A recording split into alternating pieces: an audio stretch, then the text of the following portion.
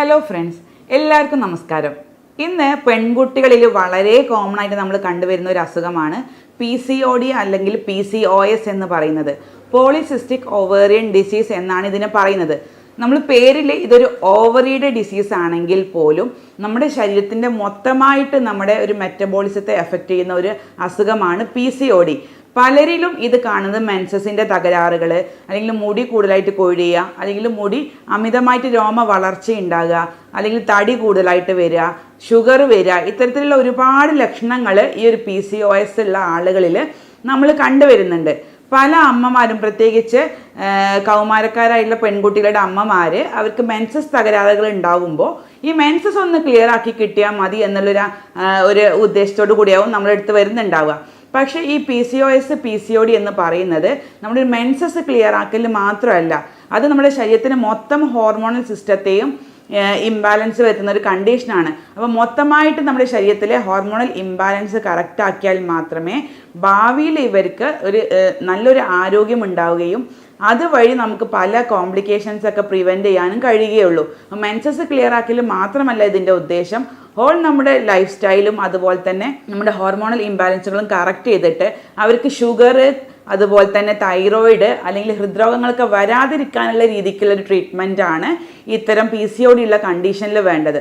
അപ്പോൾ എങ്ങനെ നമുക്ക് PCOS അല്ലെങ്കിൽ PCOD എങ്ങനെ എഫക്റ്റീവായിട്ട് മാനേജ് ചെയ്യാം, ഇത്തരം ആളുകളിൽ, പ്രത്യേകിച്ച് പെൺകുട്ടികളിൽ, പ്രത്യേകിച്ച് PCOD ഉള്ളവരിൽ എങ്ങനെ ഇതിനെ എഫക്റ്റീവായിട്ട് മാനേജ് ചെയ്യാം, ഇത് PCOD വർദ്ധിച്ച് അത് പല കോംപ്ലിക്കേഷൻസിലേക്കും പോവാതിരിക്കാൻ, പ്രത്യേകിച്ച് തൈറോയിഡിൻ്റെ പ്രശ്നങ്ങൾ, അല്ലെങ്കിൽ ഷുഗർ, അല്ലെങ്കിൽ ഹൃദ്രോഗങ്ങളൊക്കെ വരാതിരിക്കാൻ എന്തൊക്കെ കാര്യങ്ങൾ ചെയ്യാം എന്നുള്ളതാണ് നിങ്ങളുമായിട്ട് ഈ വീഡിയോയിലൂടെ ഞാൻ ഷെയർ ചെയ്യാൻ ഉദ്ദേശിക്കുന്നത്. ഞാൻ doctor Shahala CH, doctor Basil Soumya hospital, Pandikkad, Malappuram ജില്ല. എന്താണ് ഈ PCOD അഥവാ PCOS?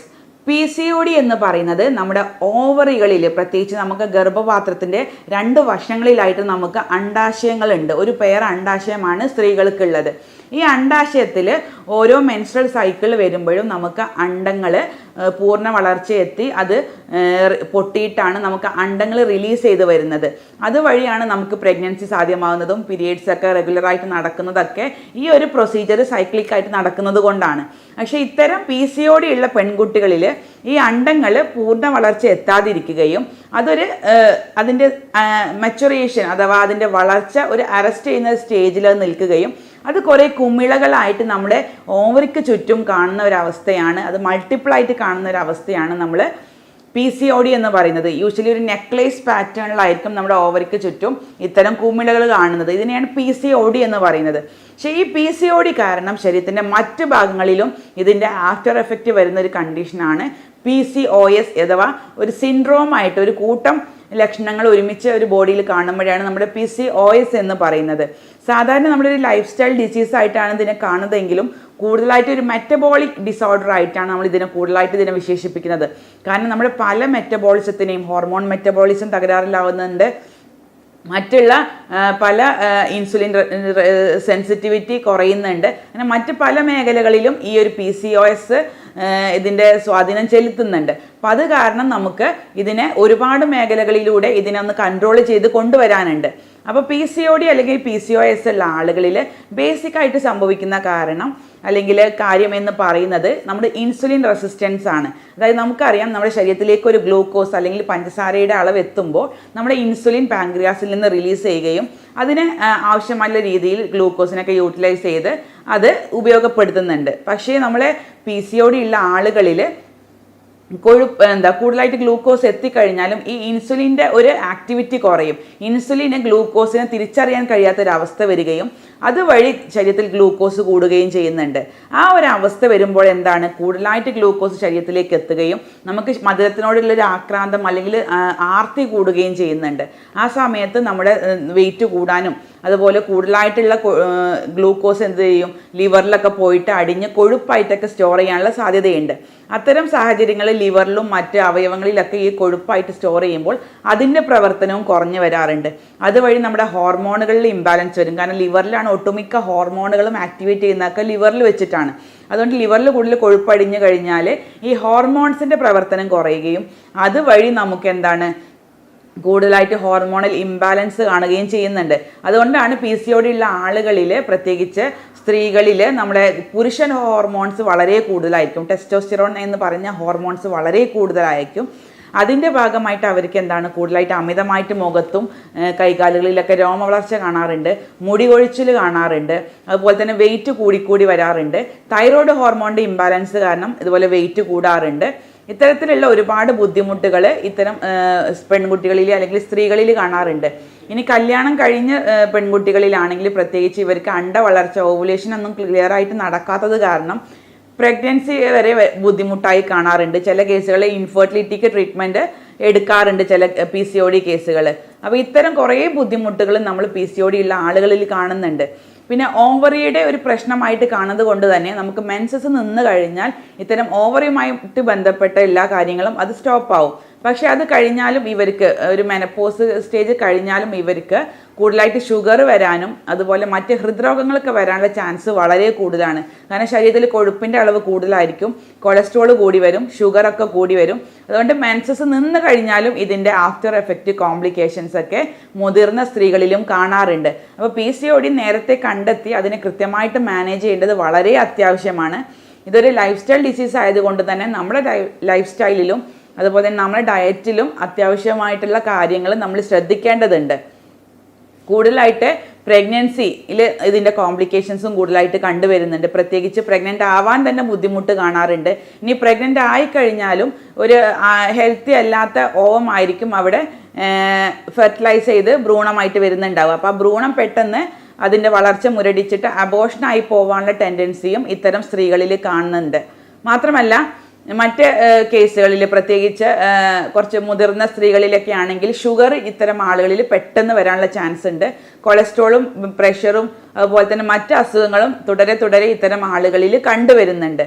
ഇത് ആർക്കൊക്കെയാണ് കൂടുതലായിട്ട് വരാൻ ചാൻസ് ഉള്ളതെന്ന് വെച്ചാൽ, ഫാമിലിയിൽ ഫാദറിനും മദറിനും അച്ഛനും അമ്മയ്ക്കൊക്കെ കൂടുതലായിട്ട് ഷുഗർ ഉള്ള ആളുകൾക്ക് PCOD വരാനുള്ള ചാൻസ് വളരെ കൂടുതലാണ്.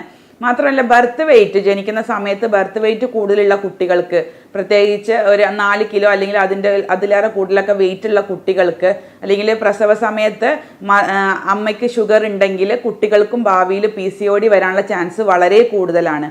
മാത്രമല്ല ഇത്തരം PCOD ഉള്ള സ്ത്രീകൾ പ്രഗ്നൻ്റ് ആയി പ്രസവിക്കുന്ന സമയത്ത് ഇവരുടെ കുട്ടികൾക്കും വെയിറ്റ് കൂടാനുള്ള ചാൻസ് കൂടുതലാണ്. അതുപോലെ തന്നെ കുട്ടികൾക്കും ഷുഗർ ഉണ്ടാവാനുള്ള ചാൻസ് വളരെ കൂടുതലാണ്. അപ്പോൾ ഇത്തരം കോംപ്ലിക്കേഷൻസ് ഉണ്ടാവാൻ ചാൻസ് വളരെ കൂടുതലുള്ളത് കൊണ്ട് തന്നെ ഈ PCOD അഥവാ PCOS എന്ന അസുഖം വളരെ നേരത്തെ കണ്ടെത്തി വളരെ എഫക്റ്റീവായിട്ട് മാനേജ് ചെയ്ത് കഴിഞ്ഞാൽ ഇത്തരം കോംപ്ലിക്കേഷൻസിലേക്ക് എത്താതെ നമുക്കതിനെ മറികടക്കാം. അപ്പോൾ PCOS ഉള്ളവർ അവരുടെ ഭക്ഷണ രീതിയിൽ ശ്രദ്ധിക്കേണ്ട കാര്യങ്ങളാണ് ഈ പറയുന്നത്. അതിൽ ഏറ്റവും പ്രധാനപ്പെട്ട ഒന്നാണ് നമ്മൾ ഹോൾ ഗ്രെയിൻസ് യൂസ് ചെയ്യാൻ ശ്രദ്ധിക്കുക.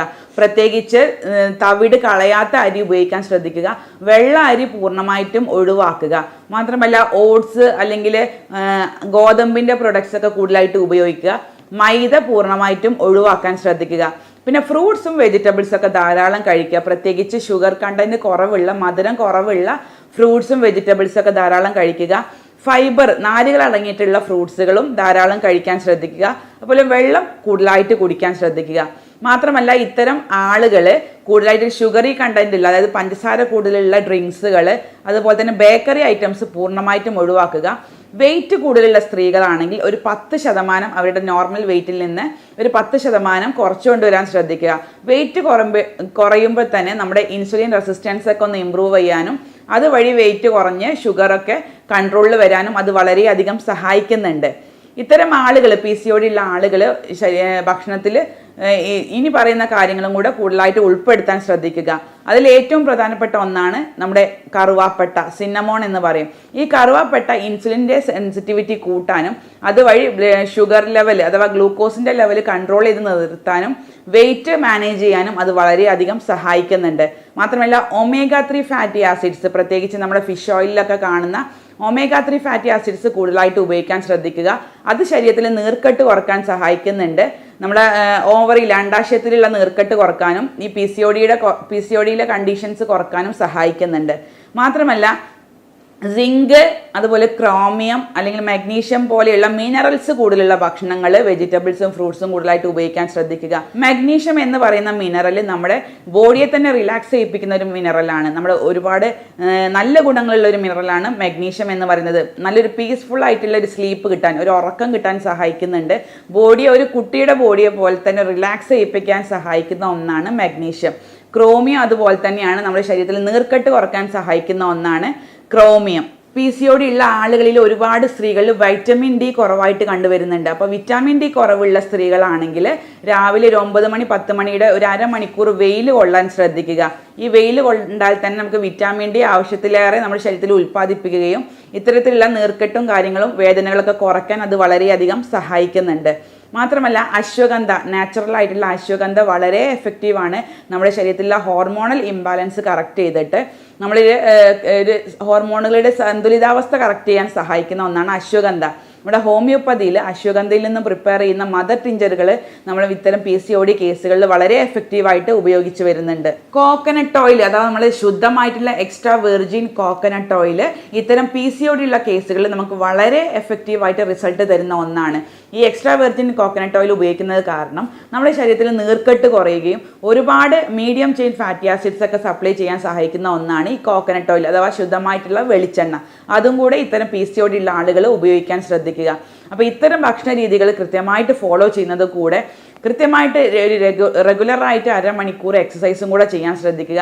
വെയിറ്റ് കൂടുതലുള്ളവരാണെങ്കിൽ വെയിറ്റ് കുറയ്ക്കാനുള്ള എക്സസൈസുകളാണ് കൂടുതലായിട്ട് കോൺസെൻട്രേറ്റ് ചെയ്യേണ്ടത്. ഇനി എന്ത് ചെയ്തിട്ടും വെയിറ്റ് കുറയുന്നില്ല എന്ന് പലരും പറയാറുണ്ട്. അപ്പം അത്തരം ആളുകൾക്ക് നമ്മൾ വെയിറ്റ് കുറക്കാൻ അല്ലെങ്കിൽ ഫാറ്റ് റെഡ്യൂസ് ചെയ്യാൻ അല്ലെങ്കിൽ ശരീരത്തിലെ കൊഴുപ്പ് നീക്കം കളയാൻ സഹായിക്കുന്ന മരുന്നുകളും കൂടെ നമ്മൾ പ്രിസ്ക്രൈബ് ചെയ്ത് കൊടുക്കാറുണ്ട്. മാത്രമല്ല ഈ ഒരു രോഗം ശരീരത്തിൻ്റെ മൊത്തം മേഖലയും അഫക്റ്റ് ചെയ്യുന്നത് കൊണ്ട് തന്നെ നമ്മുടെ ശാരീരികവും മാനസികവുമായിട്ടുള്ള എല്ലാ പ്രത്യേകതകളും മനസ്സിലാക്കിക്കൊണ്ട് അവർക്ക് അനുയോജ്യമായിട്ടുള്ള ഒരു കോൺസ്റ്റിറ്റ്യൂഷണൽ ട്രീറ്റ്മെൻറ്റാണ് ഇത്തരം ഒരു ചികിത്സാ രീതിയിലൂടെ നമ്മൾ കൊടുത്തു വരുന്നത്. മാത്രമല്ല ഇത്തരം ഒരു ചികിത്സാ രീതിയിലൂടെ ഒരുപാട് നാച്ചുറൽ ആയിട്ടുള്ള പ്രൊഡക്ട്സുകൾ നമ്മൾ യൂസ് ചെയ്ത് വരുന്നുണ്ട്. പ്രത്യേകിച്ച് അശ്വഗന്ധയിൽ നിന്നും പ്രിപ്പയർ ചെയ്യുന്ന അശ്വഗന്ധ മദർ ടിഞ്ചറുകൾ ഉപയോഗിക്കുന്നുണ്ട്. അതുപോലെ തന്നെ പൾസാറ്റില്ല, നാട്രോമ്യൂർ പോലെയുള്ള ഒരുപാട് മരുന്നുകൾ നമ്മൾ ഇതിൽ ഉപയോഗിച്ച് വരുന്നുണ്ട്. അപ്പോൾ ഈ ഒരു ചികിത്സാ രീതിയിലൂടെ ഒരു മിനിമം ഒരു 3 മുതൽ 6 മാസം വരെയുള്ള കാലയളവ് കൊണ്ട് ഒരുപാട് രോഗികളിൽ ഈ PCOD എന്നുള്ള കണ്ടീഷൻസ് മാറ്റുവാനും ഭാവിയിൽ അവർക്ക് പല കോംപ്ലിക്കേഷൻസ് ഒക്കെ ഇല്ലാതെ ഇരിക്കാനുള്ള രീതിക്കുള്ള ട്രീറ്റ്മെൻ്റ് ആണ് നമ്മൾ ചെയ്തു വരുന്നത്. അപ്പോൾ ഇത്തരം ഉപകാരപ്രദമായിട്ടുള്ള വീഡിയോ പരമാവധി നിങ്ങൾ എല്ലാവരിലേക്കും എത്തിക്കാൻ ശ്രദ്ധിക്കുക. പ്രത്യേകിച്ച് പെൺകുട്ടികൾക്കും അവരുടെ അമ്മമാർക്കൊക്കെ പ്രത്യേകിച്ച് ഇത്തരം ഉപകാരപ്രദമായിട്ടുള്ള വീഡിയോ എത്തിക്കാൻ ശ്രദ്ധിക്കുക.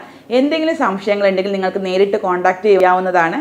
സ്നേഹത്തോടെ doctor Shahala CH, doctor Basil Soumya hospital, Pandikkad.